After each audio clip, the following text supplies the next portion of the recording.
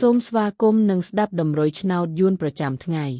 ដើម្បីជាកម្លាំងចិត្តសូមពុកម៉ែបងប្អូនចុច like និងសញ្ញាជាវម្នាក់មួយផងដើម្បីទទួលបានដំរុយថ្មីប្រចាំថ្ងៃដំរុយឆ្នោតយួននៅថ្ងៃនេះគឺថ្ងៃទី1 ខែវិច្ឆិកាឆ្នាំ 2025 ដើម្បីកុំឲ្យខាតពេលយូរសូមស្ដាប់ដំរុយឆ្នោតពី admin មានលេខ 9895254141 សម្រាប់ប៉ុស្តិ៍ APCD សម្រាប់លេខ OSIDE មាន2គ្រាប់គឺ OS ខ្ទង់20និង90សម្រាប់3លេខគឺ admin មាន2គ្រាប់ផងដែរគឺមានលេខ469x529គុណបើសិនជាពុកម៉ែបងប្អូនស្រឡាញ់និងពេញចិត្តលេខទាំងនេះពុកម៉ែបងប្អូនអាចយកលេខទាំងនេះទៅផ្សងសំណាងបានជាចុងក្រោយសូមជូនពរពុកម៉ែបងប្អូនដែលយកលេខខាង admin ទៅផ្សងសំណាងហេងយើងទាំងអស់គ្នាជូនពរពុកម៉ែបងប្អូនជួបតែសំណាង